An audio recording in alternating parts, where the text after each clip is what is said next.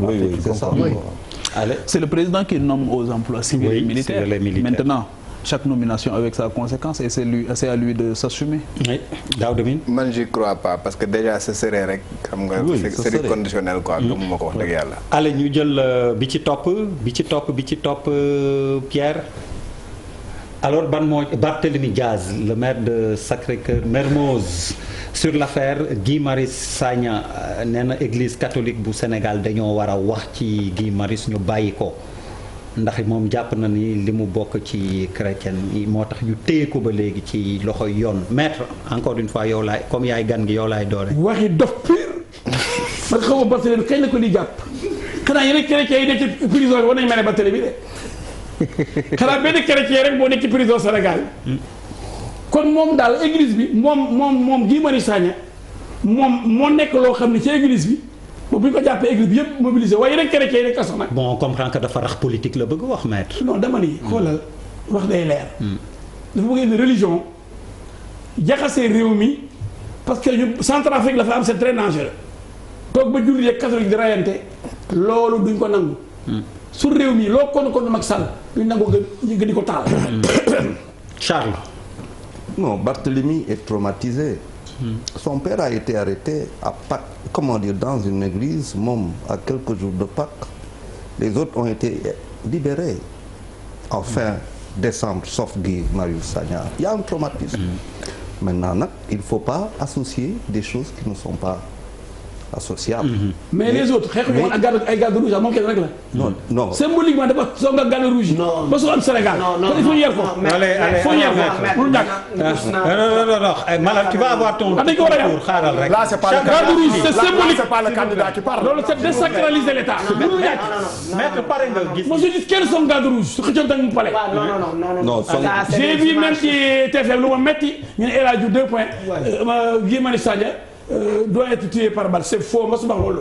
dama ni quiconque s'attaque au palais. mais pourquoi s'agrippe aux grilles du palais nga dem ci xëccoo te garde rouge yi palais dañuy war a dóor bal loolu mooy règlement militaire. le palais est considéré comme un domaine militaire. ñoom xamuñu dara. ça c'est vrai c'est bien constaté. palais boo demee da ngay dugg parfois da ngay dóor bal. boo xamoon loolu doo def loolu. loolu laa wax. ñu ne man maa ne bu kii dañ ko war a rey. xoolal ma ni ma jaxasee àddina bi. nit ñi dañuy wax dëgg bàyyi kàcc. waay def na sa gis naa tey ci télé bi léegi di TFM bëgg naa ko. waaw mais non programme. en tant que directeur de programme de la télé. soo may wax dama la ñaan dara. non mais nañ wax ci jàkkaarloo boo may wax leneen nga wax ko. Ablaye émission bi passé Ablaye sama liir léegi bi may ñëw. waaw ah non ci TFM. ñu ne man maa ni. ce qui entoure Macky Sall entouré di Diop. ngeen def ko seen ban annonce. man waxuma loolu de. mais maître j'ai jamais dit ça. mais maître bu ñu bindoon loolu xoolal maître bu ñu bindoon. yéen a ko bind. mais maître dama jaxaseeg. ñu encouragé man li ma wax dama ni. waaw mais fii émission jàkkaarloo la. nañ bàyyi di ma bindal ci TFM waxuma li ngay wax dafa grave c'est très grave. chaque jour nga wax ci lu grave. mais bàyyi leen di sos bàyyi leen di sos tamit. non maître chaque jour nga wax bàyyi leen di ma sosal kat. bàyyi nag. maître yow oui mais dama leen bëgg a xam ne lu ngeen ma sosal baax naa mais leen. maître yow démb bi ñuy waxtaan ci invitation bi dafa doon sa conférence de presse yow tamit. mooy sama xarit Youssou Ndour mais jàkkaarloo la ñu Abdoulaye Der ku baax yow da ngay coow rek waaye ku baax maître xam nga c'est mon meilleur maître ndax dama nekk nit ku équilibré. maître démb bi ma lay amu fi. Papis Diaw sama waay la maître xam nga démb bi ma lay woo dafa goo sa conférence de presse dama ni donc malal voilà ñëpp fii sama la fi nekk. oui amul problème kon on comprend s'il te plaît doo may Charles mu daaneel mais dama ni man ñëpp laa jox cër. oui te un président de tous les Sénégalais ñëpp la jox seen cër. le futur président du Sénégal campagne bi ngay bàyyi. damaa bëgg Sénégal yëpp gis seen bopp. ba jàll parrainage bàyyi leen di ma waxal loo xam ne waxuma ko di ma jaxaseeg Sénégalais yi. mais on laisse naan maa ni l'entourage de Macky Sall c'est des idiots. maître bàyyi leen wax lu dul dëgg. Charles wax na si. s'il te plaît pare nga ma jox Malaw s'il te plaît. s'il te plaît on est désolé. non en fait mais quand même il faut rétablir une chose Guy Marius Sagna c'est quelqu'un de très correct. ku ko xam di nga xam ni c'est quelqu'un qui du xeex ak ay policiers quoi donc. juste pour corriger quoi.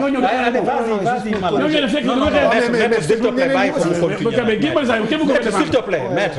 ah non il faut pas dire ça maître s'il te plaît. kenn mënu ko fay defaan moo tooñ ku tooñ yar la. voilà waaw l'église léegi bu waxee lii. église ak yoon nekku ci. non bu waxee lii maître may ko mu wax. may ko waxee lii. yoonu église nekku ci bu ñu jaxase kàddu. maître doo may malal mu wax. Barthélémy en disant ça.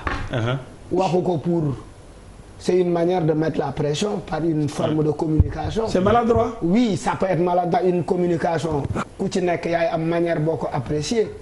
Moi je trouve que daf ko wax parce que xam nañ ni fii jàpp nañ fi ay ministres yu sàcc ay sëriñ intervenir parce que effectivement seeni taalibe lañ et il dit peut-être la voix de l'église pourrait compter. Khalifa Sall def na ñetti at prison ñu tuddee ko Khalifa Ababacar Sy te mënuñ ci dara. Oui. waaye fekk nañ ko. Oui. Khalifa Sall moo ëpp doole. Mais Guy Marius Sagna. Oui. ñetti at. Mais après le Massalikul Jinaan, il a été libéré.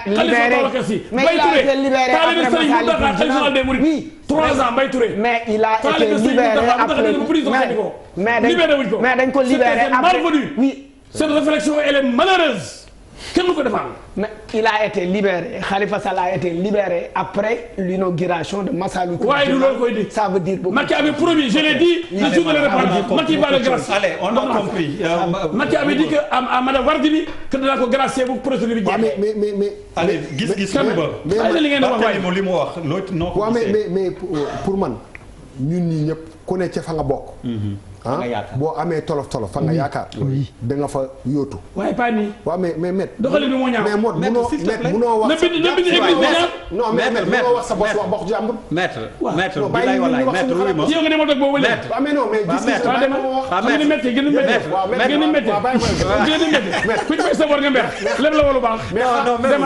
non tey nag kaay wax la buuba tamit merul de. mais maître wuy ma maa la ko ñaan sama xarit xam nga yow ñoo fa s'il te plaît. mais parrainage bi dafa sab de. parrainage bi. bu Sénégal dara je suis le député du peuple. waaw léegi wuy ma. Sénégal ñoo bëgg seen xol. waaye mais député du peuple. loolu. sa copie nag. loolu 23 juin. man 23 juin. assemblée 23 juin. maa la fa nekkaloon yéen ñëpp. entre 23 juin ak léegi activité. maa la tegul assemblée le 23 juin. allez buuba maa doon sa porte-parole assemblée. Gambien yi waxuñu loolu. mais maître ñu déglu li mu xalaat. yaay jàmm yaay naa leen Gambien ñëwaat na ci yaay jàmm. waaw oui ma waaw mais. bàyyi ko mu wax Barthélémy waay li mu wax noo gisee Barthélémy. waaw non dama ne xam nga aussi il faut pas ñu jël affaire bi yóbbu ko foo xam ne peut-être eggu fa xam nga dama ne ku ne Guy Marius Sagna fan lay évaluer affaire bi mooy ñi nga xam ne ñoo koy ñaanal mu génn foofu wóor na bu dee benn chrétien la am na 50 musulmans parce que c'est un Sénégalais avant tout maintenant bu ñu yóbbu affaire bi ku nekk fa nga yaakaare man taalibe Seydina Limaamul Mahdi yu bii buñ ma bu ñaanuma ko yàlla bu ma amoon tolof peut-être dinaa jéem a ut intervention ci sama kii buñ ko yóbbu fenn foo xam ne dépassé ko. kenn du ko waxee nii am na dara loo xam ne lu am solo. kenn du ko waxee nii Barthélémy Dias. c'est un Sénégalais boo xam ne bu taxawee doo gis chrétien bi doo gis musulman bi Sénégalais ñu def. il faut le respecter. mais lii sax dafa garaaw Ablaye. non je te promets non gis amul tontu. non le principe le principe de gis-gis. normalement maître le principe de gis-gis amul discussion ku nekk sax xalaat ngay wax. mais moom il torpille tes principes. non Malal s'il vous plaît. wax na dëgg tamit en retour Bouba l'a fait plusieurs fois. gis-gis la Bouba benn seconde rek avant kii di jeex ci affaire bi dama bëgg Sénégal yëpp chrétien bi yëpp laa bëgg. dama bëgg wax jooju teg ko ci suuf. pression bu ñu toppee Barthélémy Dias mooy justice amul Sénégal.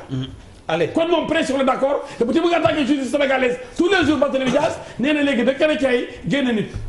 kon moom gëmul justice ay chrétien la gëm pour ko jàpp yu génne la. loolu c'est un précédent dangereux. mais teg ci suuf la justice sous ordre. mais oui ma maître kon Barthélémy li muy wax fii àndul. waaw mais teg ci suuf nag moom amul jàkkaarloo. ndax bu ñu ba justice. ay évêques. ay marabout ñoo joxe ordre. maître on a compris ce n'est plus une justice. maître on a compris. mais nag dinañ ko discuter de jàkkaarloo mënoon na nekk. dangereux fi démocratie la dañuy wax rek. c'est la mort de la justice. dafa ñaan rek deful wax fi leneen la. dafa ñaan dafa ñaan bàyyi la kii bëgg a defar ko. Papis Diaw. bu ngeen bëgg a neexal ko. Pierre je vais finir par te demander de me faire le micro. waaw léegi wuy ma Pierre maître li ngay sama waay yëpp xoolal. Pierre s'il te plaît tëjal micro. teewul tëj ak sama xarit. xam ni man lay ñam donc finalement bul tëj nee na il revient à de meilleures santé. élection législative avant présidentielle bi la ak local. non bu toppatoo sa bopp toppatoo sa sikkim boobu ba pare. non mais gars yi rek quoi non c'est que je me dis par là. non maître c'est mon ami à moi man suma waay la. je le remarque quoi. allez vas-y Papis. c'est bon. non dama bëgg wax ne dañuy fàtte parfois au-delà de la passion ak on est dans un pays qui s'appelle le Sénégal. fii le Sénégal le Sénégal tudd quoi dafa am nag lu koy mandargal lu koy coloré lu mu gëm ak fu muy jëm. quels que soient les enjeux quels que soient les contextes quel que soit réeróo bi ñuy am à un moment donné on reviendra à l'essentiel c'est-à-dire boo fi nekkee jullit bëgg a yëkkati fitna chrétien ak jullit yow yaay ridicule. très bien si tu es chrétien nga bëgg a yëkkati fitna jullit ak chrétien yow yaay ridicule. absolument donc quand tu avances dans l'analyse da nga koy mettre sur le compte d'une maladresse peut-être bu fekkee da nga am benn posture. et que ne c'est un combat. c'est comme un avocat par exemple qui essaie de défendre son bu ñu xoolee chez les ça m'a frappé maître passage u Karim Wade ak Khalifa Sall j'observais un peu comment les avocats fonctionnaient après ngay comprendre c'est ay logique de guerre de défense de combat et tout ça peut être logé dans cette. Daouda Mine. man dama jàpp ni dérapage verbal la parce que ni nga gis ni ñu ko libalee l'Église catholique doit se prononcer sur l'affaire il est chrétien. pour man. dérapage verbal la. parce que dama jàpp ni Sénégal quand même laïcité moom moo fi am. et que il faut pas que ñuy ñu tuddee religion quand même ñu ciy mën a yenn combat yi. parce que dama jàpp ni comme ni ñu ko waxee. Guy Marius su amee comme Bouba nu mu ko waxee léegi Guy Marius su amee benn chrétien bu nga xamante ne mu ngi koy jàppale je pense que y a 100 musulmans yu nga xamante ne ñu ngi ci ginnaaw et que combat yooyu nañu jël religion quand même ñu teg ko de côté parce que c'est un précédent très dangereux. mu jàll ça passe même pas chez Pape Djibril. man gii laay ñaanal en fait. mu génn ci li mu nekk suñu borom dimbali ko mu delluwaat ci njabootam. quand j'ai regardé la vidéo bi ñu def ci papaam je me dis que su ma sañoon daal mu génn delluwaat ci njabootam. gis-gis bu mujj bi Pierre da Silva alors Ngiraan Ndaw ancien international bokkoon ci équipe Sénégal gaynde Sénégal yi. IGFM Daouda mii la dem wax juree ji nee na daa wàññi atam donc li ñuy wax tricherie sur l'âge wàññi at nee na lu am la te Sénégal 99% des joueurs dañoo wàññi seen at di ko football. wala ñu yokk bitim réew ah.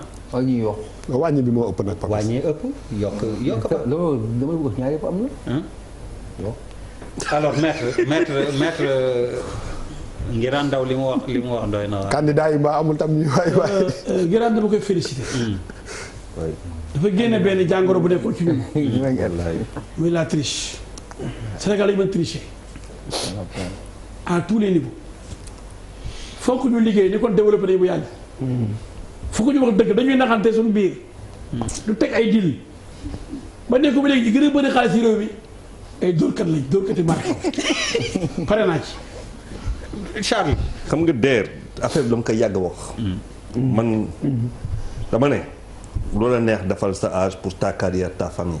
problème bi du fa problème bi c'est quand on se retrouve avec 23 joueurs qui n'ont pas leur âge et qui doivent jouer 3 matchs de compétition de CAN en 9 jours les éliminer dañuy commencer fort deuxième match ñu def ni troisième match ñu dee. Charles. ça coûte des milliards. Charles Fabien Barthez il a arrêté sa carrière damay renforcer pour dire xam nga moo tax mu arrêté bu nekkee Manchester. waaw yaramam moo dul répondre par rapport à la récupération qu'il faut pour haut niveau. yaramu sportif dafa am niveau bu muy toll ak cadence boo war a am bu équivalent bu correspondre ak sa fi nga toll si wàllu. xam nga on dépense beaucoup d'argent sur une campagne de Coupe d'Afrique dama ko yàgg a wax dootuma seetaan ma ça ne m'intéresse plus parce qu'on nous ment. on nous ment trop d'ailleurs. allez. waaw mais dëgg la li mu wax ni dëgg la. gars yi góorgóorlu ñu ba parce que en fait dafay feeñ ci suñu résultat. Bouba. man damay wax que ni am na ay mbir yoo xam ne su ko tubaab bi bëggee régler dañ koy régler maintenant damay tout le temps convoquer ñun suñu réew yi fi ñuy jógee nit def na dara loo xam ne peut-être que kenn du défendre kuy tricher peut-être moment boobu mooy seul moment bu mu mën a survivre mu def ko parce que yoon may na ko brèche. aujourd'hui boo demee ci wàllum dopage bi xarala yu bees yi génnee tax na ñu bëri ñoo xam ne peut-être que ay champion la ñu woon il y a 10 ans. bon te ñuy ay américains on a vu. Armstrong les Russes aussi. voilà non Armstrong américain am Russes sax peut-être mën nga leen di naan dañ ko tàmm def. Lance Armstrong mi nga xam ne gagné na Tour de France. pendant 7 fois. ndekete da daan tricher parce que tout simplement brèche boobu dafa amoon parce que quand on nous tubaab yi lan la ñuy soxla si ñun en réalité ñoom ñoo ñu gën a xam âge yi ñu am. tubaab bi ñoo la gën a xam âge yi joueurs yëpp am. je suis d'accord. mais xam nga lan la. ça les arrange. waaw ñun yàlla dafa am nu mu ñu bindee. te loolooy dëgg.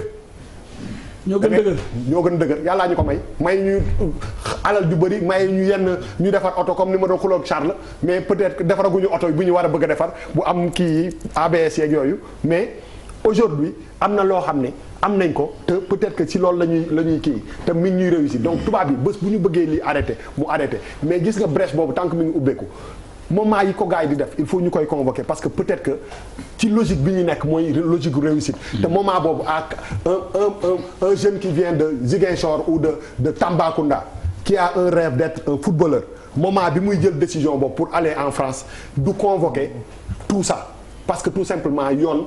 mais c'est pas le problème, c'est pas le boy. Le problème c'est de se retrouver avec une équipe nationale qui joue 3 matchs en 10 jours avec une moyenne d'âge réelle de plus de 30 ans. mais Charles moom Charles moment bi ñuy jël décision boobu li yëpp ñoom bi ñu ko convoqué. Non, je dis encore. ay question de survie lay nekk. mais tubaab bi bu ñu xam nañu Sadio Mané xam nañu Cheikhou Kouyaté xam nañu Idrissa Gana Gueye ban âge la. Je dis damay appuyer li nga wax. waaw ci benn facteur. lu ngay fàtte. du footballeur yi rek. même jigéen ji. mais vous état civil ngay benn jigéen bu am 35 ans. bu dem wuti kër ju def 18 ans. 18 ans mais ça veut dire. bu amee audience foraine. ci àll bi yoo xam ne judd nañu bu yàgg am benn këyit. tubaab bi xam nañu booy âge juge bi ñëw. nga ñëw tax ñaata nga am. wóor na kenn farawet mu ne fukki at ak juróom-benn. non mais maître. su réew bi nga Sénégal dafa malade. non mais s'il te plaît laisse Papis def gis. oui mais c'est-à-dire des gens expliquent. c'est-à-dire par rapport ak information bi tubaab bi war a am. am nañu moyen technologiquement parlant. mais kii boo xamante ne sa yax même bu dul footballeur. mën nañu xam ban âge nga am. non dëgg en Afrique la. non Coupe d'Afrique bi passé xale yi équipes européennes ont ces moyens là. on a qualifié la Guinée. Guinée Sénégal. on a qualifié l'équipe de Guinée. Sénégal jàll da ngeen fàtte. c'est un problème africain c'est pas un problème sénégalais. du mooy lan IRM c'est un problème africain c'est tous les Africains tu te rappelles Eto'o on a égratigné bu mu nekkee ak. mais Mourinho au Milan il est vieux quoi que dafa wàññi ay atam Eto'o pour dire que c'est une problématique africaine. Mais le problème n'est pas là c'est quand tu as une équipe nationale. Avec des gens. C'est une réalité africaine. Mais est-ce que vous comprenez l'affaire? Ça veut dire on parle d'un budget national de 3 milliards. ñu ne dañuy dem benn campagne tu as 20 joueurs qui ont ñoom ñëpp ils ont une moyenne d'âge qui dépasse les 30 ans. En 3 matchs tu te liquéfies. et ça fait 60 ans que ça dure. ñooy dundal joueurs yooyu ils ont des contrats à centaines de millions. Alors on laisse Papis terminer s'il vous plaît Charles Bouba.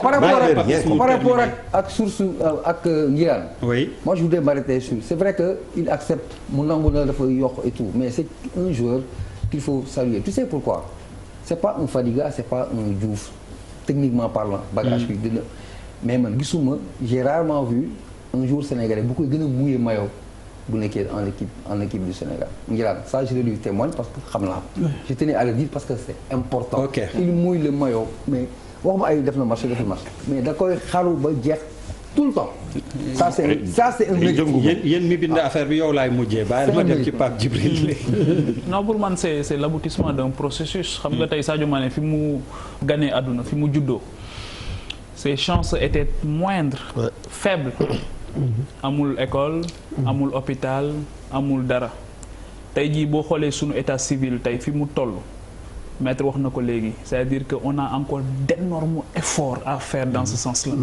Il y a beaucoup de gens yoo xamante ni dinañ gane àdduna ba tollu benn âge bi soxla pour tukki wala pour yenn yi mooy tax nga juger utile wuti kayitu judd. donc et loolu tey jii mu poser beneen problème qui finance même aujourd'hui la modernisation de notre état civil c'est l'Union européenne qui met ses sous. Quand l'Union européenne met ses sous mais il contrôle tes données mais il contrôle ton marché le potentiel alors que yooyu c'est des questions de souveraineté yoo xamante ni état du Sénégal ñoo ko war a jël de façon vigoureuse régler ko définitivement parce que lii nii di leen dal ñoom c'est l'aboutissement justement d'un processus moom aujourd'hui il accepte d'aller au front mais pour aider ses jeunes frères peut-être mais aussi pour parler à nos autorités aussi bien dans le domaine strict du football du sport mais aussi les autorités globalement pour ñu jël en charge définitivement cette problématique. mais Pape Union européenne bu ñu dimbalewul ci domaine même justice moo ñu dimbale bu ñu dimbale même assemblée nationale commission des finances Union européenne moo ñu dimbale si loolu duñ dem mission duñ dem séminaire c'est dommage mais c'est parce que amuñ dara amuñ doole mais bu ñu fonctionner kii si biir dañoo néew doole dañoo dool merci beaucoup allez Daouda Mine pour terminer man gis-gis histoire bi lu may inspiré na ma sénégalais yi baal l'hypocrisie sénégalaise oui c'est tout loolu la may inspiré pourquoi parce que li mu wax nii pratiquement ñëpp xam nañ ko mais les gens le disaient tout bas bi mu ko waxee les gens l'ont tellement appelé qu'il a été obligé de se déplacer ñëw seet suñu pour que ñu dindi ko parce que tout simplement il a osé le dire mais les gens dañ ko attaqué ndax dafa wax dëgg c'est pourquoi je me dis moo tax may mais Baba Tandian loolu tax jëlee ko de ses fonctions may woowee tey hypocrisie la fédération de basket mais c'est pas le mais c'est pas Baba Tandian Baba Tandian équipe féminine bi demoon xale yi dañu wàññi woon si année yëpp léegi bañ demee choisi ñu dàq leen benn jour bu am ngeen nga fàtte vraiment même les jeunes filles là les basketteuses merci beaucoup jàkkaarloo bi ñu amoon mbégte ànd ci première partie bi waxtaanee coronavirus deuxième partie bi Maître El Hadj Diouf ak junj troisième mandat bi nga xam ne juddootuñu fi léegi boo fi dellu si fekk nga nekk président kon d'accord amul benn problème